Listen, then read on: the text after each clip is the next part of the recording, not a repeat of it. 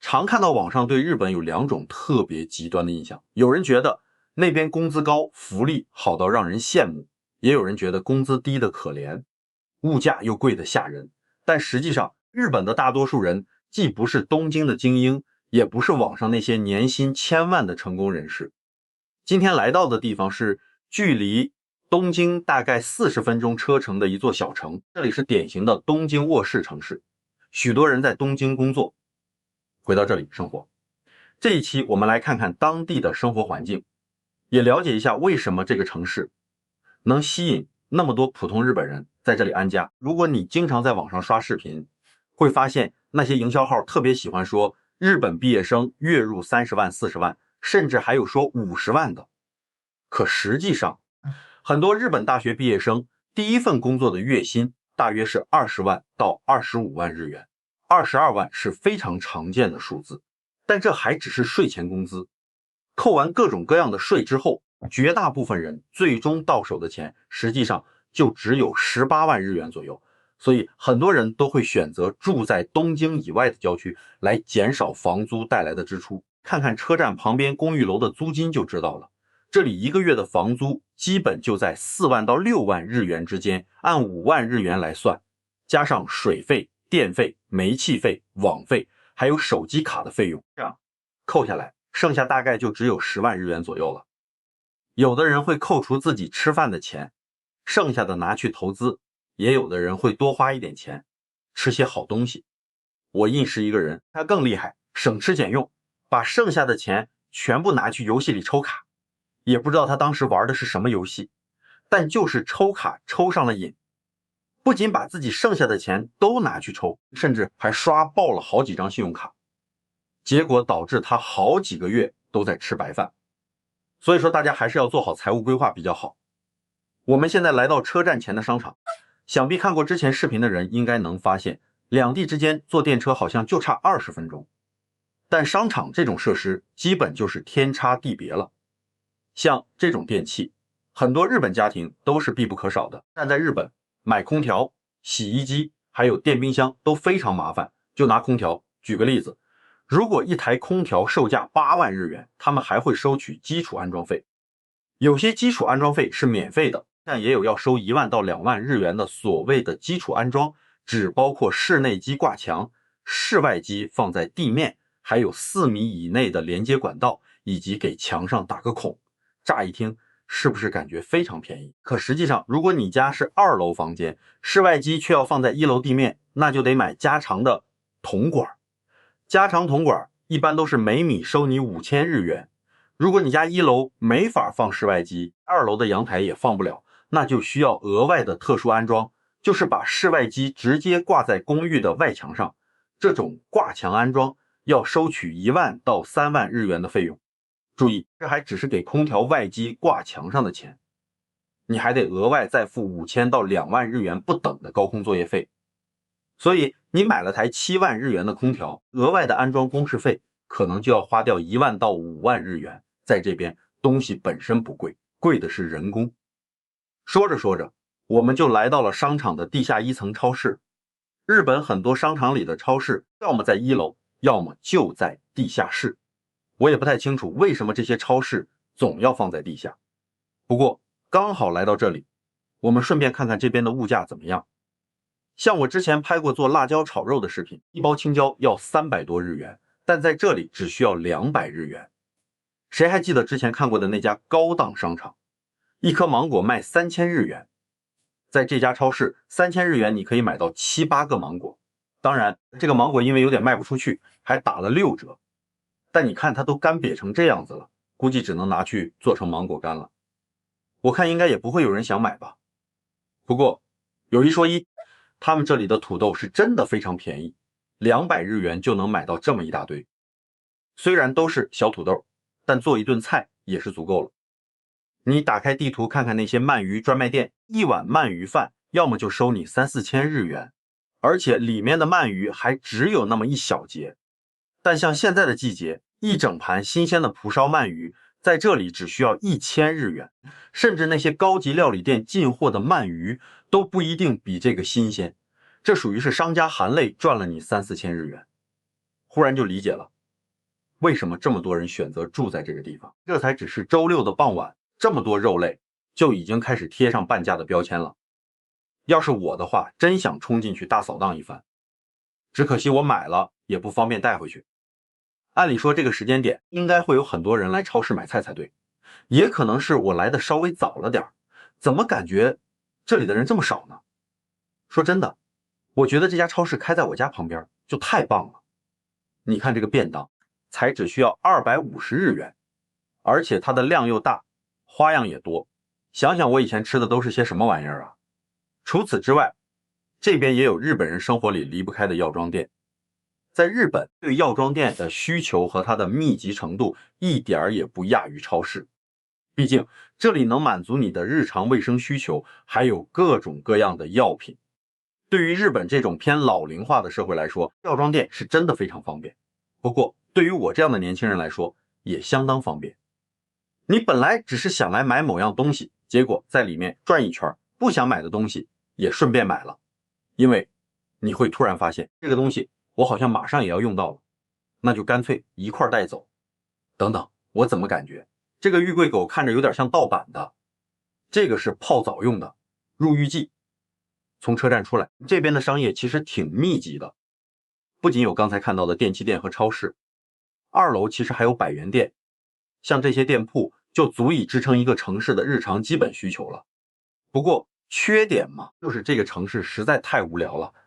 在这个只有6万人口的小城市里，出了车站，你既找不到游戏厅，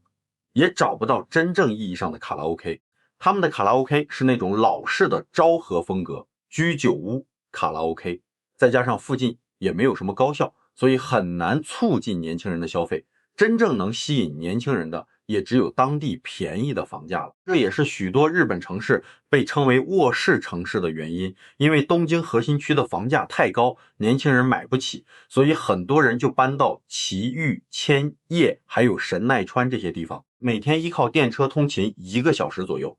早上大家都涌入东京去上班和玩乐，只有到了晚上才会回到这里睡觉，所以这边就顾名思义叫做卧室城市，指的就是那种没什么娱乐设施，但是房租特别低的城市。这也是东京周边绝大多数小城的现状。当然也有很多人就是喜欢这种生活，平常在家打打游戏或者看看电视，反正这种安静的城市不会被人打扰，算是非常适合他们的。走到这边的住宅区就有点意思了，看着像是一个比较安静的街区，其实对面就有一家唐吉诃德连锁店。我总觉得唐吉诃德不太像传统的日本超市，它的感觉就是什么东西都卖，而且卖的都是五花八门的。以前学校办文化祭的时候，我们就会去唐吉诃德之类的超市采购，因为在这边能买到各种各样的道具，比如气球，或者是各种彩带装饰什么的。在东京的郊区生活，大家不一定都开车出门，更多还是依赖骑自行车。有的人就是为了节省房租，住在那种比较偏远的地方，然后平常就骑自行车上下班。对于一些没有汽车的家庭来说，他们买菜也是骑自行车去，就像动画里美芒骑自行车去买菜那样子。唐吉诃德里面摆的东西都非常狂野，商品琳琅满目的，几乎什么都有，食物、电器、衣服、卫生用品，还有化妆品什么的，这里全都有卖。这一盘大披萨卖1680日元，看上去有我6、7个手掌那么大。我也不知道这种巨型披萨该怎么加热，是不是得先切开，然后放到烤箱里再烤一遍。像他们店里也卖肉，不过我感觉他们家卖的肉都是挺大份的，这块五花肉说不定可以拿来做红烧肉，但我感觉自己做其他菜怎么尝试都能成功，就唯独红烧肉做不成。每次需要炒糖色的时候，要么就是糖放多了，要么就是糖放少了，或者直接把糖给熬苦了。所以我后来就不想再尝试这种高难度的菜系了。这边还有一大盘综合寿司，我看这个寿司卖相还挺不错的，鱼肉挺新鲜的，表面还能反光呢。这边的西瓜也挺便宜，反正再过1个月，西瓜就又大又便宜了。现在的瓜这个价格我也能接受，但我总不能从这边抱着一颗大西瓜坐1个小时的电车回家吧。有时候唐吉诃德的精华部分不在1楼，主要是在2楼。它的1楼大多数卖的都是食品，反而2楼能看见各种各样的电器，然后他们家的玩具区我觉得特别有意思，在这里你能买到各种各样奇怪的玩具，也有像这种 cosplay 的衣服，不过这种还属于恶搞系列的 cosplay 服装。有时候校园文化季或者是一些活动的时候，学生们就会穿这种奇装异服做一些恶搞表演。除此之外，有的店里会卖旗袍还有女仆装。当然在日本校园文化季上，你就不要指望有女生会穿那种正经的女仆装了，大多数情况都是男生穿上，纯粹为了恶搞。像这样的住宅区，车站前面有一个老式的商场，再往里面走就是这里的唐吉诃德、肯德基还有百元店，在上面一点有一家大型综合医院。从这些基础生活条件来看，我觉得这个城市还算得上是相当宜居的。我感觉对于大多数有家庭的日本人来说，他们理想中的生活目标根本就不是那些豪华的高层公寓，可能更多人会选择这种乡下的一户建独立住宅，因为这里有自己的停车位，还有院子，你可以在院子里种一些花，或者是种点蔬菜，也可以在院子里搭一个储物仓库，这样一来就完全不用担心家里的收纳空间不够用。再加上日本的居住区在一定范围内必定设有小学和中学，所以做父母的也不用太担心小孩的上学通勤距离太远，除非你是那种要走精英教育路线的家长，从幼儿园开始就要参加面试，然后一路读到名牌大学和昂贵的私立学院，只要没有那么大的教育压力，其实住在这种小城市还是蛮不错的。这里的房价又便宜，物价也很低，再加上这边的生活环境确实非常安静。这边再往外走就是一条河流，有的河川会修建那种堤坝，然后日本人喜欢在傍晚的时候在堤坝上跑步或者是遛狗。不过很可惜的是，这边并没有那种堤坝，他们反而是在这河边修了一条车道，我感觉这个车道也是蛮窄的，而且旁边也没有什么防护栏。路旁这里倒是有一家不知道叫什么名字的神社，这种有可能就是别人的私有土地，用来供奉一下当地的土地神。神社的左手边有3个小小的神龛，看上去从左往右数，这2个都是稻荷神社，最右边的是个雷电神社。我只知道稻荷神社是祈求丰收和生意平安的，雷电神社具体掌管什么我就不太清楚了。这边神社的正殿也没有像别的观光神社那样华丽，感觉有些过于朴素了，连那种常见的绘马、挂架和抽签箱他们都没有留吗？从这边的桥走过去，对面也是这个小城的范围，对面那片区域就更是纯粹的住宅区了，几乎都是密密麻麻的房子，而且还有一条高速公路直接穿行在那边，就是不太明白住在高速旁边他们晚上是怎么能睡得着的。不过我刚才说这里有个好处，就是过了这座桥之后，大概步行15分钟或者20分钟的距离就有一家大型综合医院，而且那家医院规模还是蛮大的，所以说当地的医疗环境其实是挺不错的。我感觉看过往期视频的观众可能会好奇，像我自家住的那种或者是路旁随处可见的一户建住宅，这房子得多少钱？其实对于很多日本家庭来说，买房子本身并不是最大的压力，贷款利息之低才是很多外国人觉得不可思议的地方。以这座东京郊外的城市来说，新建的一户建大概在3000万到4000万日元之间，很多日本郊区基本都是这个房价。而日本最特别的地方就在于房贷利率特别低，例如日本人经常使用的变动利率贷款，最近几年大约在 0.5% 到 1.2% 左右徘徊。即使最近日本央行开始有一点升息的苗头，这个利率依然远远低于很多国家。我们来举个例子，假设你贷款3500万日元，分35年还清，年利率锁定在 1%， 那么每个月还款的金额大概就在10万日元左右。这样一来，很多人就会发现一个很有意思的事情，月薪到手18万的单身上班族肯定是买不起的。但如果换作是双职工家庭呢，丈夫收入22万，妻子收入也能有22万，这种家庭的月收入合计就是44万日元。对于这种每月仅需支付10万日元左右的房贷，他们绝对是可以轻松负担的。不过买房毕竟是一辈子的事情，虽然日本的房贷利率很低，几乎很多人都能承担得起，但绝大多数租房子住的人内心还是不想被一个地方给固定住，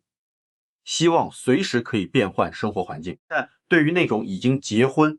或者有了小孩的家庭来说，一套可以永久持有的固定资产对他们未来的生活显然更有保障。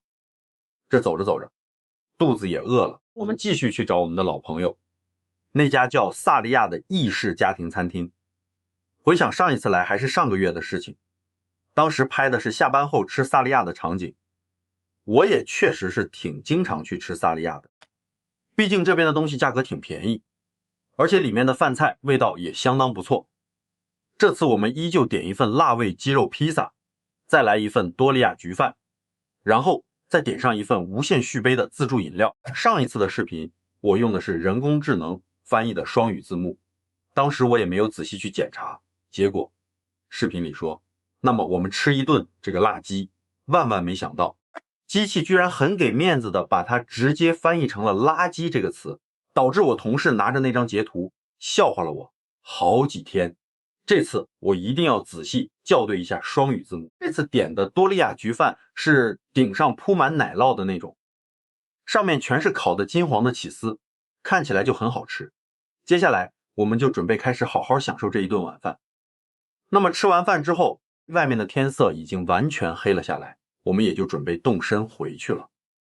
走了一天之后，如果只看这座小城，它其实并没有那种特别吸引人眼球的亮点。